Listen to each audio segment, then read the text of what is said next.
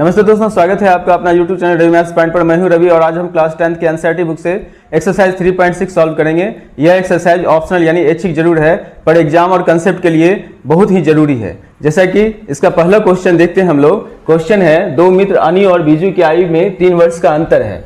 अनी के पिता धर्म की आयु अनी की आयु की दुगुनी और बीजू की आयु अपनी बहन कैथी की आयु की दुगुनी है। कैथी और धर्म की आयु का अंतर 30 वर्ष है। अनी और बीजू की आयु ज्ञात करना है। यहाँ 4 नाम है, अनी, बीजू और अनी के पिता है धर्म, 3 नाम हुआ। और फिर बीजू की बहन है कैथी, तो 4 नाम है। कौन कौन है? अनी है, बीजू है, हम लिख लेते हैं सारे नाम को, बीजू है और फिर धर्म है और फिर कैथी है, कैथी। ठीक है, 4 नाम है। क्वेश्चन है, अनी और बीजू के आयु में 3 वर्ष का अंतर है, तो अनी माइनस बीजू बराबर 3 वर्ष। ठीक है, अब बोलता है अनी के पिता है, अनी के पिता है कौन? धर्म। अनी के पिता धर्म की आयु अनी की आयु की दुगुनी है। चलो वो रिलेशन हम बाद की बात करते हैं, पहले ये देखते हैं कि अनी के पिता है धर्म। ठीक है, और धर्म की आयु जो है इस अनी की आयु के दुगुनी है। फिर बोलता है बीजू की आयु अपनी बहन कैथी की आयु की दुगुनी, मतलब भाई जो है ना वो बहन से दुगुना एज का है। तो भाई यदि बहन से दुगुना एज का है तो बहन उसके आधी उम्र की होगी। ठीक है, इसकी बहन है कैथी। अब दूसरा स्थिति क्या है कि कैथी और धर्म की आयु का अंतर 30 वर्ष है। तो हम देखते हैं कैथी और धर्म दोनों की आयु का अंतर 30 वर्ष है, तो हमें यहां से 2 समीकरण प्राप्त हो जाएगा। तो मान लेते हैं हम लोग कि अनी की आयु माना कि अनी की वर्तमान आयु हम मान लेते हैं x वर्ष है। अनी की वर्तमान आयु x वर्ष मान लिए और x वर्ष तथा बीजू की वर्तमान आयु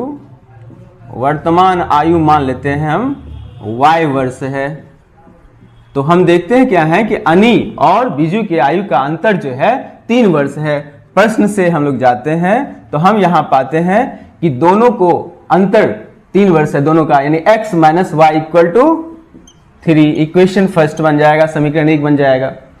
अब दूसरा स्थिति जाते हैं, पुनः प्रश्न से जाते हैं तो उसमें स्थिति क्या है? पुनः प्रश्न से फिर से प्रश्न में जाते हैं। तो अनी के पिता धर्म की आयु, तो हम यहां लिख लेते हैं धर्म की आयु क्या हो जाएगा? धर्म की वर्तमान आयु जो होगा अनी की आयु की दुगुनी। तो अनी की आयु कितनी है? x वर्ष, तो हम लिखते हैं दुगुनी यानी 2x वर्ष का हो जाएगा धर्म की आयु। और बीजू की बहन कैथी की आयु निकाल लेते हैं, यानी कैथी की आयु जो होगा वह बोल रहा है यहाँ पे अपनी बहन कैथी की आयु की दुगुनी है। कौन? तो बीजू, भाई उसका। तो भाई यदि दुगुना इसका है तो बहन की यदि आयु निकालेंगे तो आधा हो जाएगा। हम यहाँ कैथी की आयु लिखेंगे y/2 वर्ष। अब यदि हम फिर से पुनः प्रश्न से जाते हैं तो हम देखते हैं कि धर्म और कैथी की आयु का अंतर 3 वर्ष है। 3 वर्ष किसका? धर्म की आयु 2x और कैथी की आयु y/2, तो 30 वर्ष। यहां लिखेंगे 2x minus y/2 equal to 30 वर्ष। अब यहां से इसका एलसीएम ले लें, यानी तो उसे डायरेक्ट भी बना सकते हैं, बट इसको सिंपलेस्ट फॉर्म में हम लोग लिख दे रहे हैं। 4x का 4x minus y equal to 30। अब यहां से आ गया 4x minus y equal to 60। Equation second आ गया, दूसरा स्थिति प्राप्त हो गया। हमें 2 समीकरण प्राप्त हो गया। अब इन दोनों समीकरण को हल करेंगे तब हमें x और y का मान अर्थात अनी और बीजू की आयु का मान निकल जाएगा। तो समीकरण 1 और 2 को ध्यान से देखते हैं। यहाँ पे y है और यहाँ y का गुणांक समान है और चिन्ह भी बराबर है, तो सीधा हम लोग समीकरण 1 और समीकरण 2 को घटा देंगे। 2 को घटाने से यहाँ पे प्राप्त होगा हमें x माइनस y बराबर 3 और फिर 4x माइनस y बराबर 60। साइन चेंज होगा, यहां से y और y कैंसिल, तो minus 3x equal to minus 57। Minus minus cancel और x का मान 57/3 और ये 19×57 होता है। x का मान 19 वर्ष प्राप्त हो गया। अब x का मान समीकरण 1 में रखेंगे हम लोग को तो आ जाएगा हमें y का मान। x का मान 1 में रखने पर 1 में रखते हैं समीकरण 1 में, तो यहां से आ जाएगा 19 minus y equal to 3। Minus y equal to 3 minus 19, अब minus y equal to minus 16, minus minus cancel, then y equal to 16 ईयर। इस तरह से हमें प्राप्त हो गया कि अनी जो है, अनी है आपको 19 वर्ष का, और बीजू है, बीजू की वर्तमान आयु जो है वो है आपको 16 वर्ष का। ठीक है, अनी की आयु 19 वर्ष और बीजू की आयु 16 वर्ष। अब देखते हैं लोग सेकंड नंबर क्वेश्चन। यह बहुत ही मजेदार क्वेश्चन है। यह क्वेश्चन बोलता है, एक मित्र दूसरे से कहता है कि यदि मुझे आप एक 100 रुपया दो, मतलब यदि आप मुझे 100 रुपया दो मैं तुमसे दोगुना धनी हो जाऊंगा। और दूसरा उत्तर देता है, यदि आप मुझे 10 दे दो तो मैं आपसे 6 गुना धनी हो जाऊंगा। बताइए उसकी क्रम से क्या संपत्तियां हैं। तो यहाँ पे दो मित्र है, दोनों मित्र एक दूसरे से बोल रहा है। एक मित्र दूसरे मित्र से बोल रहा है कि तुम मुझे 100 रुपया दो, मैं तुमसे दुगुना धनी हो जाऊंगा, अर्थात तुम्हारे पास जितना धन है ना उससे दुगुना धन मेरे पास आ जाएगा। दूसरा मित्र बोलता है, छोड़ो ये रहने दो, तुम मुझे सिर्फ 10 रुपया दो, मैं तुमसे 6 गुना धनी हो जाऊंगा, 6 टाइम्स ज्यादा पैसा हो जाएगा उसके पास। आपको ये बताना है कि दोनों के पास कितनी संपत्तियां हैं। तो मान लेते हैं, माना कि एक मित्र के पास x तथा दूसरे मित्र के पास y संपत्तियां हैं। तो इस तरह से देखते हैं हम लोग कि पहला के पास x मान लेते हैं, दूसरे के पास y मान लेते हैं। सीधा आप प्रश्न से जाते हैं। अब एक मित्र को इधर लिखते हैं जिसके पास x संपत्ति है, दूसरा मित्र जिसके पास y संपत्ति है उसको उधर लिख देते हैं। अब कंडीशन पे ध्यान देते हैं। एक मित्र दूसरे से कहता है, यदि आप मुझे 100 रुपया दे दो तो मुझे 100 रुपया दो। तो एक मित्र इससे 100 रुपया ले रहा है, इसके जेब में 100 रुपया जाएगा और यह 100 रुपया दे रहा है, इसके पर्स से 100 रुपया माइनस होगा। अब यह बोलता है मैं तुमसे दोगुना धनी का हो जाऊंगा। तो यह इसके पास जितना संपत्ति है उसका दोगुना इसके पास है, तो 200 गुना कर दिए। अब यहां पे समीकरण प्राप्त होगा x plus 100 equal to 2y minus 200, then x minus 2y equal to minus 200 minus 100, यहां आएगा x माइनस 2y बराबर माइनस 300, समीकरण 1 हो जाएगा। अब हम यदि पुनः प्रश्न से जाते हैं, दूसरा स्थिति देखते हैं क्या है। पुनः प्रश्न से जाते हैं, यदि आप मुझे 10 दे दो। अब फिर से वही स्थिति लाते हैं, x और y वाला। एक मित्र ऐसा है जिसके पास x रुपया, दूसरा मित्र के पास y रुपया। अब दूसरा बोलता है, ये बोलता है इससे तुम मुझे 10 दे दो, तो यह जो है इससे 10 देगा, 10 इसके जेब में प्लस, मतलब इसके जेब से माइनस, पर्स से माइनस। अब यह बोलता है मैं तुमसे 6 गुना धन हो जाऊंगा, अर्थात तुम्हारे पास जितनी संपत्ति है ना उसका 6 गुना मेरे पास हो जाएगा। अब इसको हम 6 से मल्टीप्लाई कर दिए, 6 को x से मल्टीप्लाई 6x, 6 को इससे 60 हो गया, यहां पे y प्लस 10 हो गया। अब यहां देखते हैं हम लोग 6x minus y equal to 10 और यहां से प्लस 60। इस तरह से हमको एक समीकरण, दूसरा समीकरण प्राप्त होगा 70, समीकरण 2। फिर हम यहां देखते हैं, समीकरण को तुलना करते हैं, तो यहां पाते हैं x का गुणांक में 1 है और यहां पे x के गुणांक में 6 है और y का गुणांक भी समान नहीं है। तो हम इसे 2 से मल्टीप्लाई करते हैं और इसे 1 से मल्टीप्लाई करके इसको हल ज्ञात करते हैं। लिखेंगे समीकरण 1 गुना 1 और समीकरण 2 गुना 2 करने पर, चलिए इसे करते हैं। तो इस तरह से हम लोग 1 से गुना करेंगे इसे, तो यह हो जाएगा x minus 2y equal to minus 300 और यहां आएगा 6x माइनस 2y, सॉरी यहां 2 से मल्टीप्लाई कर रहे हैं तो यहां पे हो जाएगा 12x minus 2y equal to 140। अब चूंकि यहां पे साइन सेम है तो यहां पे हम घटाते हैं, घटाने से साइन चेंज हो जाता है। अब यहां घटाए तो ये y और y कैंसिल और यहां पे 12 में से 1 चला गया तो 11x हो गया और यहां इसकी बात करते हैं, इसको माइनस माइनस प्लस होता है, यहां पे 44 यानी 440 होगा। माइनस माइनस कैंसिल हो गया और x का वैल्यू हमें प्राप्त हो गया 440/11 यानी 40 रुपया। यह पता चल गया कि पहला दोस्त के पास 40 रुपया है, ठीक है, और दूसरे मित्र के पास कितना रुपया है वो हम पता करते हैं।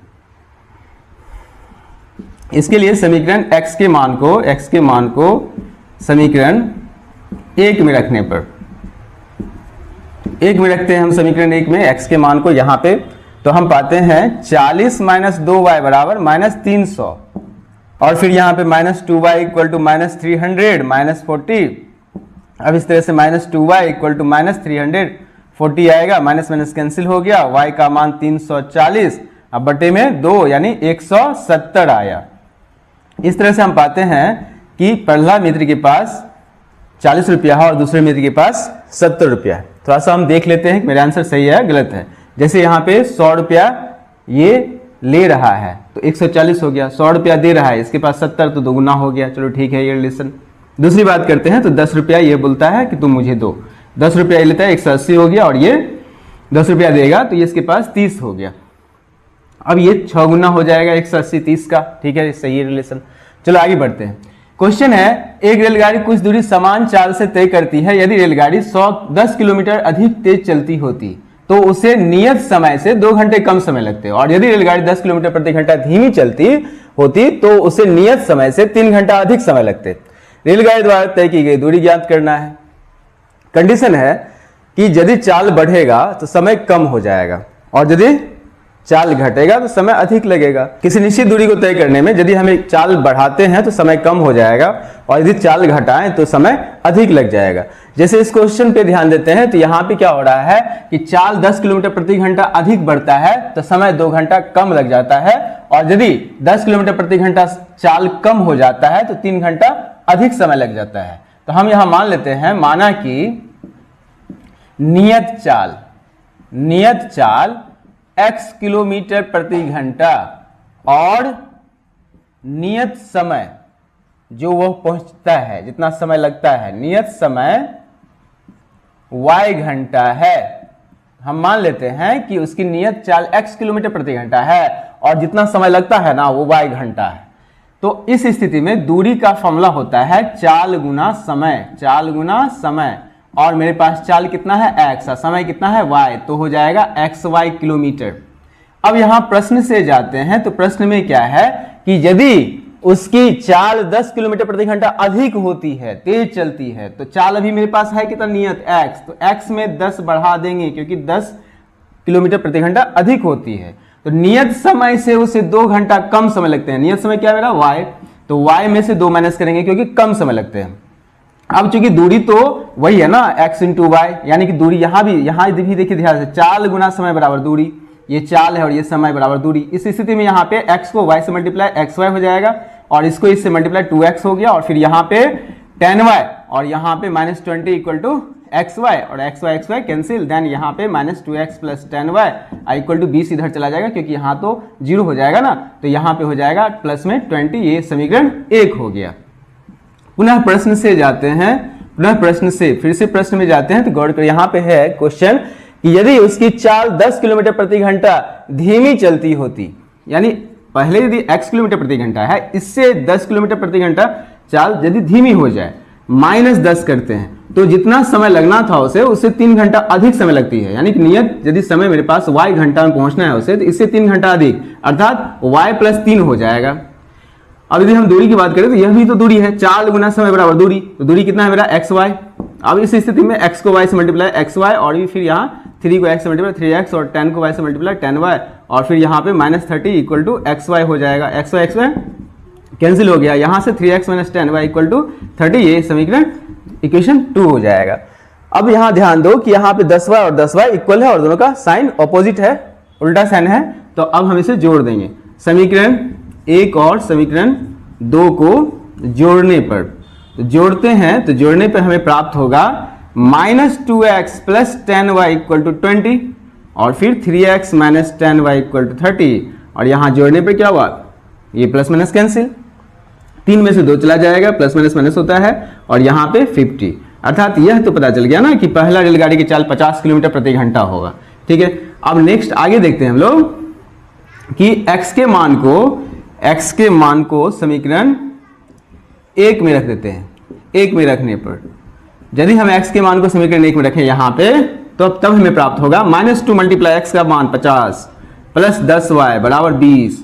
इस तरह से हम यहाँ देखते हैं कि -100 प्लस 10y बराबर 20, और अब यहाँ पे 10y का मान प्राप्त होगा 20 प्लस 120, और 10y बराबर यहाँ पे 20 प्लस 100 100 होगा, यहाँ पे 100 आया, और अब होगा 120, और तब y का मान आ जाएगा आपको 120/10 यानी 12, अर्थात ये पता चल गया कि वो उसका नियत समय जो है 12 घंटा है। तो अब हमें यहाँ पे दूरी ज्ञात करना है। तो दूरी का फॉर्मूला क्या है, सॉरी यहाँ दूरी हम कितना निकाले हैं, x और y, x गुना y, यानी कि समय जितना लगता है, चाल जितना है और समय जितना है, तो चाल गुना समय।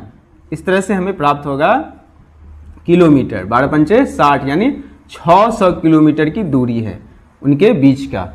नेक्स्ट क्वेश्चन है, एक कक्षा में विद्यार्थियों को पंक्ति में खड़ा होना है। यदि पंक्ति में 3 विद्यार्थी अधिक होते हैं तो एक पंक्ति कम होती है, और यदि पंक्ति में 3 विद्यार्थी कम होते हैं तो 2 पंक्ति अधिक बनती है। मतलब कंडीशन क्या है, विद्यार्थी जो है फिक्स है, मतलब 50 बच्चा है तो बच्चा है, 85 बच्चा है। मतलब पंक्तियों में अब क्या करना है, 3 विद्यार्थी अधिक होते हैं, यानी एक पंक्ति में 3 विद्यार्थी से बढ़ा दें तो एक पंक्ति घट जाएगा।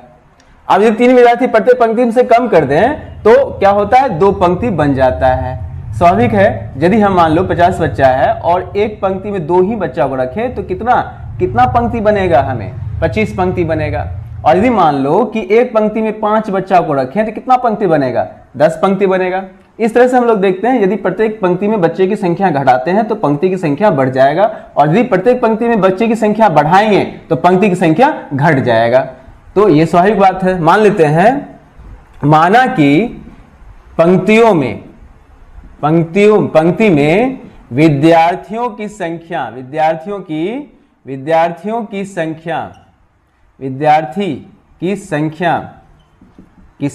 जो है x है, विद्यार्थी की संख्या x तथा पंक्तियों की संख्या y है। मान लेते हैं कि प्रत्येक पंक्ति में, माने कि पंक्ति में विद्यार्थी की संख्या x है और पंक्ति की संख्या y है, तो कुल कितना छात्र हो गया, कुल विद्यार्थियों की संख्या कितना हुआ, विद्यार्थियों की संख्या हो गया आपको x गुना y।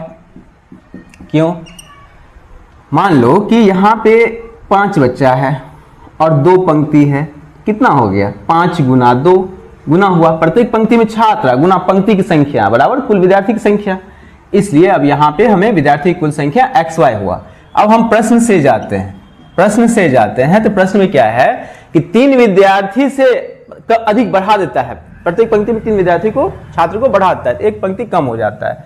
तो यहाँ पे हम माने हैं कि पंक्ति में एक x बच्चा है, तो x में हम 3 बच्चा से बढ़ाते हैं, तो हमें क्या बोलता है कि पंक्ति में यानी y में कि 3 विद्यार्थी एक पंक्ति कम हो जाते हैं, सॉरी, तो पंक्ति जो y है उसमें एक कम करते हैं। विद्यार्थी की संख्या फिक्स है ना, मतलब उतना ही छात्र है मेरे पास x और y। अब क्या किया, x में यानी कि प्रत्येक पंक्ति में 3 छात्र से बढ़ाया तो एक पंक्ति कम हो गया, विद्यार्थी की संख्या उतना ही है मेरे पास, मतलब पहले जितना था उतना ही, उसी विद्यार्थी को इस तरह से एडजस्ट किया जाता है। xy माइनस x, 3 को y से तो 3y, और फिर यहाँ -3 इक्वल टू xy हुआ, xy कैंसिल, और यहाँ पे -x प्लस 3y, माइनस वाला 3 इधर तो प्लस में, समीकरण 1 हो गया। अब हम लोग पुनः प्रश्न से जाते हैं, पुनः प्रश्न में देखते हैं, फिर से क्वेश्चन में जाते हैं, तो यहाँ पाते हैं हम लोग कि 3 विद्यार्थी से कम करता है, प्रत्येक पंक्ति में छात्र को 3 विद्यार्थी को कम कर देता है, तो 2 पंक्ति बढ़ जाता है उससे। तो यहाँ हम क्या माने हैं, प्रत्येक पंक्ति में कितना छात्र है, x छात्र है, x में हम लोग 3 कम कर देते हैं, माइनस में 3, तो 2 पंक्ति बढ़ जाता है, यानी y में 2 बढ़ जाएगा, और छात्र की संख्या तो xy ही है, इसमें कोई डिफरेंस नहीं, कोई अंतर नहीं। और x को y से मल्टीप्लाई, फिर x को 2 से मल्टीप्लाई 2x हो जाएगा, 3 को x से 3y, सॉरी 3 को y से 3y, और अब 3 2 जा 6 -6 equal to xy cancel, then 2x - 3y equal to 6, equation second हो जाएगा। अब हम देखते हैं यहाँ पे 3y प्लस में 3y माइनस में, तो प्लस माइनस का चिन्ह है तो हम इसे डायरेक्ट जोड़ सकते हैं। समीकरण 1 और 2 को जोड़ने पर, अब इसे यदि हम जोड़ेंगे तब हमें क्या प्राप्त होता है, देखिए -x प्लस 3y बराबर 3, और फिर 2x माइनस 3y बराबर 6, यहाँ जोड़ने पर y से y कैंसिल, और यहाँ x इक्वल टू 9, मतलब हमें पता चल गया कि एक पंक्ति में 9 छात्र है।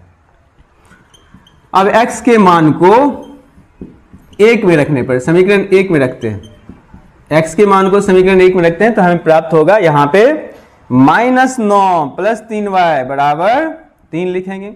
इस तरह से हम देखते हैं 3y बराबर 3 प्लस -9 है तो इधर गया तो प्लस में 9, और अब हमें यहाँ प्राप्त होगा 3y बराबर 12 और y का मान 12/3, 3 चौके 12, y का मान 4।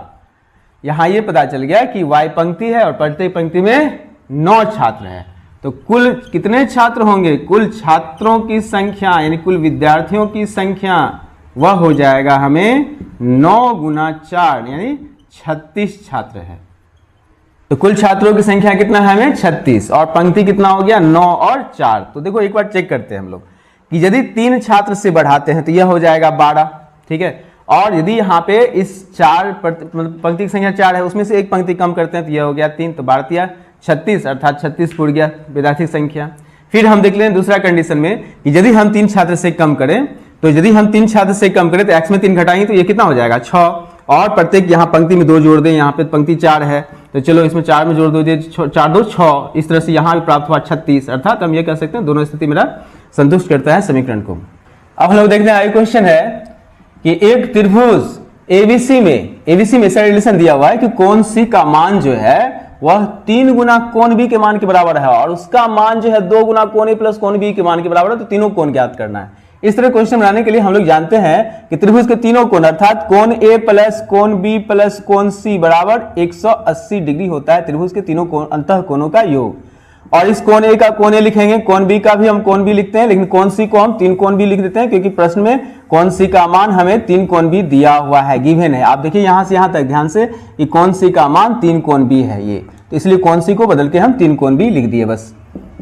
अब कोण ए प्लस यहाँ 3 1 4 कोण बी बराबर 180, इसे हम समीकरण 1 मान लेते हैं। फिर हम दूसरा स्थिति हम देखते हैं, इसको लेते हैं, कोण सी को हटा दीजिए। अब यहाँ देखिए इस यहाँ 3 कोण बी बराबर 2 कोण ए प्लस कोण बी है, तो अब हम उसे लेते हैं अर्थात 3 कोण बी बराबर, ये बराबर का चिन्ह है, यहाँ पे डज नॉट इक्वल टू का साइन उससे मारे ना इसलिए बन गया है 2 गुना कोण ए प्लस कोण बी, ठीक है। अब यहां देखते हैं 3 कोण बी बराबर 2 को कोण ए से गुना करते हैं तो 2 कोण ए प्लस यहां इसको इससे गुना करेंगे 2 कोण बी। अब यहां से कोण ए को इधर ले आते हैं तो -2 कोण ए और प्लस में 3 कोण बी है बराबर, हम यहां माइनस में 2 कोण बी बराबर 0 हो जाएगा यहाँ पे। अब यहां से -2 कोण ए और इसे हम यदि माइनस करें 3 में से इस 2 को तो ये हो जाएगा कोण बी बराबर 0 और यह इसे हम लोग समीकरण 2 मान लेते हैं। अब हम देखते हैं कि यहाँ पे कोण ए है और यहाँ -2 कोण ए है, तब इसे हम 2 से गुना करते हैं और इसे हम 1 से गुना करते हैं। तो समीकरण 1 गुना 2 और 2 गुना 1 करने पर 2 गुना 1 करते हैं करने पर तब हमें प्राप्त होगा 2 कोण ए प्लस 8 कोण बी बराबर 360 और यहाँ पे -2 कोण ए प्लस कोण बी बराबर 0 और यहाँ हम लिख देते हैं जोड़ने पर, क्या कर रहे हैं प्लस माइनस का चिन्ह आता है जोड़ने पर हमें प्राप्त होगा ये प्लस माइनस कैंसिल 9 कोण बी बराबर 360 और कोण बी का मान प्राप्त होगा 360 बटे 9, 9 चौके 36, कोण बी का मान प्राप्त हुआ 40 डिग्री। अब इस कोण बी के मान को समीकरण 1 में रख दो। कोण बी के मान को समीकरण 1 में रखने पर 1 में रखते हैं समीकरण 1 मेरा यहाँ पे है। इस 1 में हम कोण ए को कोण ए लिखते हैं और फिर 4 गुना कोण बी का मान 40 बराबर 180, कोण ए प्लस 4 चौके 16 बराबर 180, कोण ए बराबर 180 माइनस 160, कोण ए का मान निकल गया हमें 20 डिग्री। इस तरह से हम लोग देखते हैं कोण ए और कोण बी प्राप्त हो गया। अब हम कोण सी भी निकाल सकते हैं, 3 गुना कोण बी है, क्योंकि यहाँ पे कोण सी का मान 3 गुना कोण बी है, इसलिए हम यहाँ कोण सी का मान 3 गुना कोण बी का मान कितना 40, तो यह हो जाएगा 40 तिया 120 डिग्री। अब तीनों को जोड़ के 180 डिग्री पूर्णा चाहिए, तो 20 140 और 40 180 डिग्री। अतः यहाँ हम कह सकते हैं कोण ए बराबर 20 डिग्री, कोण बी बराबर 40 डिग्री और कोण सी बराबर हो गया आपको 120 डिग्री। जोड़ के देखिए 180 डिग्री पूर जाएगा, तो वो सही है।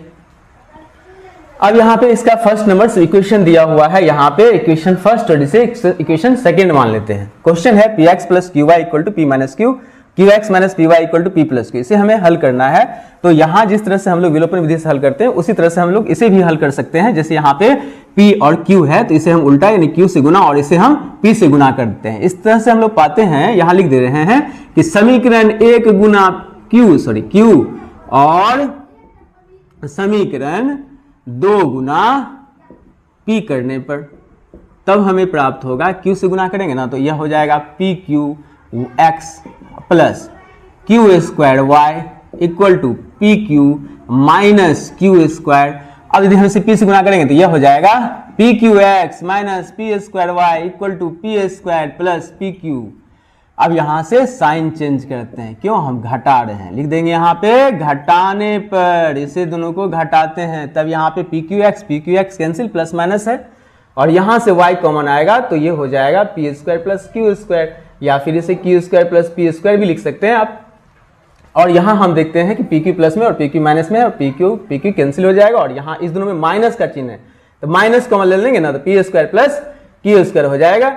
और यहाँ से हम y का वैल्यू निकाल सकते हैं P square plus q square by, ये बट्टे में आ जाएगा P square plus q square और यहाँ तो माइनस ही बचेगा तो ये और दोनों कैंसिल। तो इस तरह से -1 y का मान होगा -1।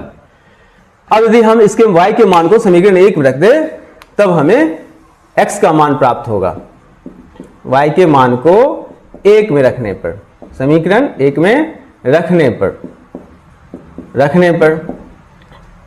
y के मान को समीकरण 1 में रखते हैं तो px plus q into -1 equal to p minus q, px minus q equal to p minus Q.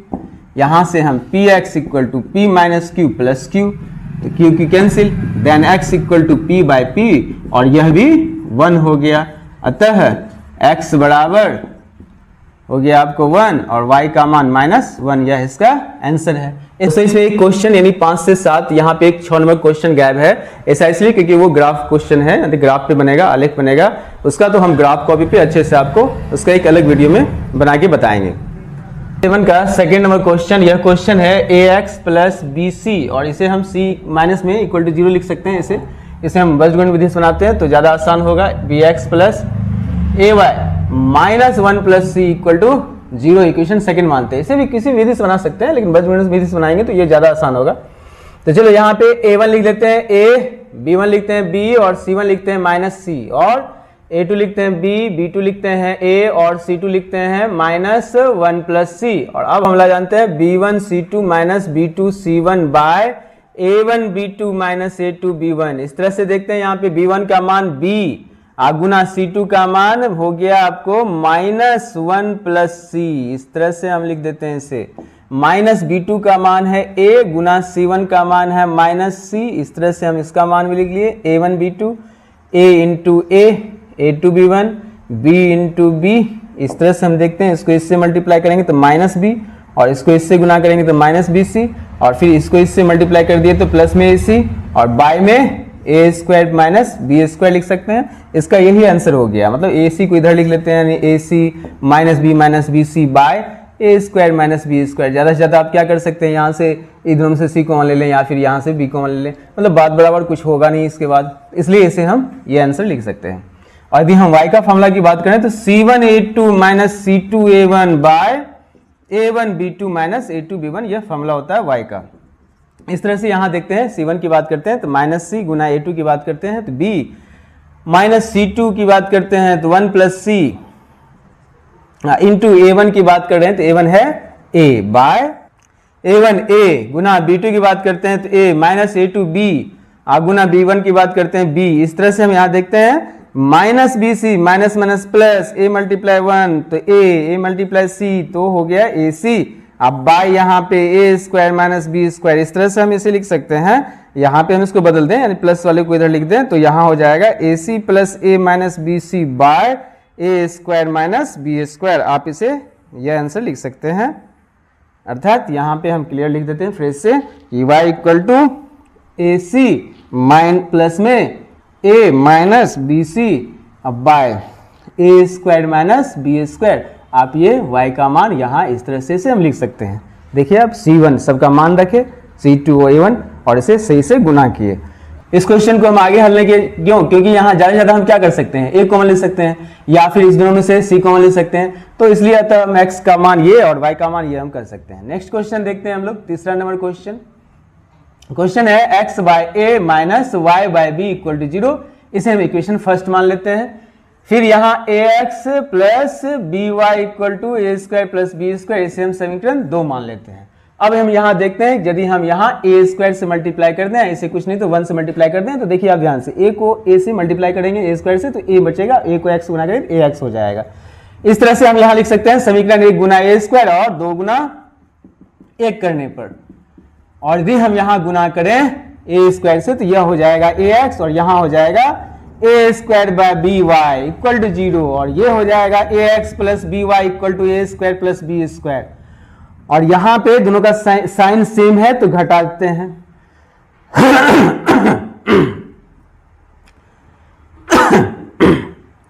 इस तरह से हम लोग पाते हैं यहाँ पे ax कैंसिल हो जाएगा और यहां से माइनस कॉमन लेते हैं y में, तो यहां हो जाएगा a स्क्वायर बाय बी और यहां हो जाएगा आपको प्लस में b इक्वल टू, यहां बचेगा माइनस कॉमन ले लेंगे तो a square plus b square. इस तरह से देखते हैं माइनस y और यहाँ a square plus b square, LCM लिए y में b होगा equal to minus a square plus b square. इस तरह से अब यदि आप यहाँ से x या y का मान निकालना चाहें, y है यहाँ पे, y का मान निकालना चाहे इसी y का मान, तो यहाँ y का मान माइनस y इक्वल टू निकलेगा, माइनस माइनस है ना तो इसको कैंसिल कर दीजिए, छोड़ दीजिए। अब यहाँ y का मान क्या हो जाएगा, a square plus b square into ये वाला संख्या इधर पलटेगा b by a square plus b square, यहाँ पे a square b square cancel, तो इस तरह से y का मान प्राप्त हुआ b। इस तरह से हम लोग देखते हैं यहाँ पे y का मान b आया। y का मान समीकरण 1 में रखने पर, y का मान 1 में रखते हैं, 1 में रखने पर हमें प्राप्त होता है x by A minus y का मान b by b equal to 0, x by A. अब यहां से b और b कैंसिल, 1 इक्वल टू 0। अब यहां पे हम पाते हैं कि x का मान निकालना है, x by a equal to 1 लिखेंगे और x का मान हो जाएगा आपको a, अतः यहां हो गया x का मान a और y का मान b। ये इसका आंसर हो गया। क्वेश्चन है a minus B into x a plus B into Y equal to A square minus 2ab minus B square, और y में a plus B into x plus y equal to A square plus b square. यहाँ भी x और y का मान निकालना है, इसे हम समीकरण 1 मान लेते हैं। और यहाँ पे हम थोड़ा सा a प्लस बी को इस x से गुना करेंगे ना, तो a प्लस बी इंटू में x हो जाएगा, प्लस a प्लस बी को y से मल्टीप्लाई करेंगे तो a plus B into y हो जाएगा और equal to A square plus b square. इसे हम लोग समीकरण 2 मान लेते हैं। अब हम यहाँ ध्यान से देखते हैं तो यहाँ पे y का गुणांक समान है, यानी आप देखिए यहाँ पे y का गुणांक a प्लस बी है और यहाँ भी a प्लस बी है, तो सीधा माइनस कर देते हैं, समीकरण 1 और समीकरण 2 को घटा देते हैं, को घटाने पर इस तरह से हमें यहाँ प्राप्त होगा। यदि हम इसे घटा दें तो a minus B into x plus A plus B into Y equal to A square minus 2ab minus B square होगा, ऊपर वाला इक्वेशन, और नीचे a plus B into x और a plus B into Y equal to A square plus b square. Minus करने पर sign change होता है, तो यहाँ साइन चेंज कर दे रहे हैं हम। इस तरह से y का पद कैंसिल हो गया। और यहाँ देखिए ध्यान से, यहाँ पे ऊपर में a माइनस बी है तो इसे हम a माइनस बी लिखेंगे, पर माइनस से गुना होने के कारण a जो है ये a माइनस में और b जो है यहाँ भी माइनस में इंटू एक्स हो जाएगा इक्वल टू यहाँ पे ए स्क्वायर से कैंसिल हो जाएगा और यहाँ बचेगा माइनस 2ab और माइनस माइनस प्लस हो जाएगा, माइनस 2b स्क्वायर हो जाएगा।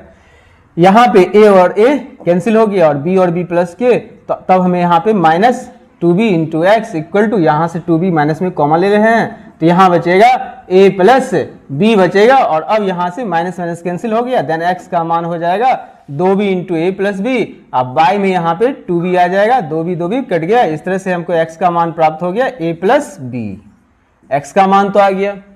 अब हम इस x के मान को समीकरण 1 में रखेंगे, 1 में रखने पर तब हमें प्राप्त होगा, समीकरण 1 में रखेंगे तो a minus B into X है, x का मान हमें निकला है a प्लस बी और प्लस में a plus B into Y, और अब हो जाएगा a square minus 2ab minus B square है।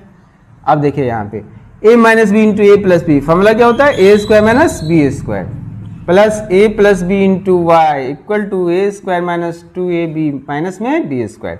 अब इसको उधर ले आते हैं हम लोग, तब यहाँ प्राप्त होगा a plus B into Y equal to A square minus 2ab minus B square minus a square plus b square, a square cancel, b square cancel.